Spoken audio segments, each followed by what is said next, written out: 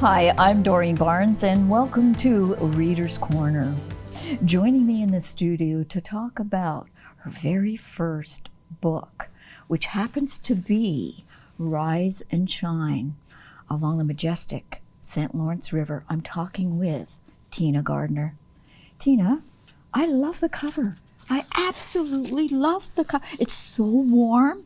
It's so inviting. Is this one of your photos? It is, thank you. Really? Yes. So I enjoyed the book. Thank you ever so much. So throughout the book, I believe you have married up inspiration along with your photos. Did you not? Absolutely, absolutely. Many photos, many inspirational thoughts that I've had throughout the years. So when you're thinking of something, do you write it down right away? If you're in a restaurant and there's a napkin nearby and you feel, I better write this down because I'm going to forget. I do. I actually use my phone. Oh, I send myself a message. And why not? Hey, we've got it, so why not use what's available Absolutely. to us? That's great. So now, there is a photo in your book.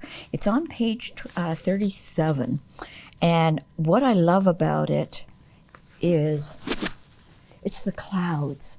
Oh, I love that. It Yes. just, you know, if you really, really look close, you can see the clouds here, the mirror, but you can also see a little bit down in here. I know. It was so beautiful. It is indeed. So let's you tell our viewers, what are your photographs of? Why the photographs and the inspiration? Why'd you go that route? 7.5 years ago, well, I've always written and I've always been a photographer. I've always carried my camera, or, you know, in later years I got to carry my phone. And so I was always writing, and a few years ago, about 7.5 years ago, I did have a house fire, but I had to move 6 times in 4.5 years, but every time I moved, it was along the river. So I was so grateful. I would get up in the morning and I would run out and I would take a photo all along the St. Lawrence River, and I would go in and have my breakfast and I would write myself a grateful post just to help myself keep inspired through this journey I was going through at the time. That's wonderful. Thank you. So really, we are the master of our journey, aren't we? Absolutely. Yeah. Absolutely. So you used to read to your brother, Ronnie? Oh, yes. So Yes. is this where the reading and the writing comes from, and all that writing inspiration that you have? Oh, so when we were little, very little, I was probably about 6, and my dad would send my brother in to read me a bedtime story, but I would read my brother a bedtime story, and he would fall asleep, and my dad would come in and pick Ronnie up and take him to bed, and then I would go to sleep. Then you would go to sleep. Did you ever make up a story as you were talking with Ronnie? Oh, gosh, that was so long Yeah. ago, Doreen. I wouldn't remember. I did remember reading the books. My brothers were ahead of me in school, but I used to learn from them, so I was a reader at a very, very young age. So I would just read their bedtime stories, and maybe I did. I don't remember. I know I've had friends that said, "Do you not remember looking up at the stars and just telling us stories when we would There lay you in the go. snow?" There you And go. I didn't remember doing that, but they remember did. that part of Yeah. our childhood. Well, it was part of you, so you wouldn't recognize it, but others would. Yes. Yeah. Yeah. Oh my heavens. So, tell us about the content of the book. What were you trying to achieve with this book?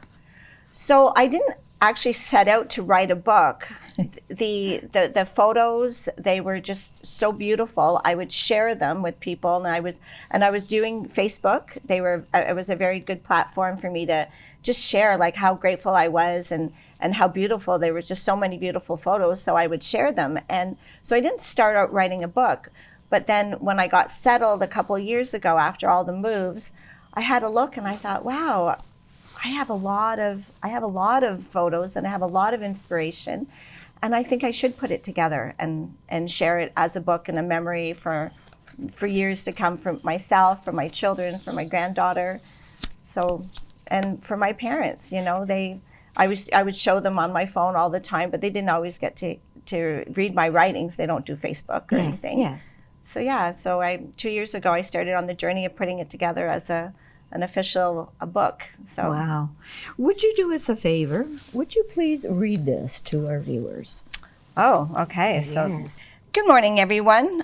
I'm hoping most of you are already taking in this amazing day. I've been sitting in the sun. The warming rays fill my mind with gratitude and inspiration. I will continue to climb the mountain of my dreams. I will enjoy the journey. Each day, the time it takes is a gift. Each I will treasure. I will continue to look forward. As I reach the top, my heart will sing with delight. I will yell with glee, then get ready to do it again, this time stronger than before. Taking the time for my spirit to grow. Grateful for today, and tomorrow I will rise and shine once again. Wow. That says a lot. It does. It does indeed. So do you believe that life is a journey? Oh, absolutely. Really? Absolutely. Why?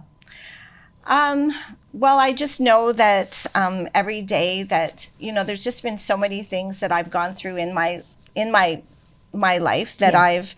I've just know that I've just kept myself very positive throughout, and I just look forward. I grasp today. I grasp now, and now is so important. So many people are looking forward to tomorrow, and today is so important. And yesterday we can't change. It's gone. So the journey that I've had has been. Some people will kind of go, "Wow," and I just think it's just everything that has made me. And I'm very grateful for that. I've learned the lessons. I've shared the lessons with my children, with friends, with clients, and I just think it's a beautiful journey, and I just want to continue to do it. Continue to go on the journey and continue to share the thoughts and the wisdom.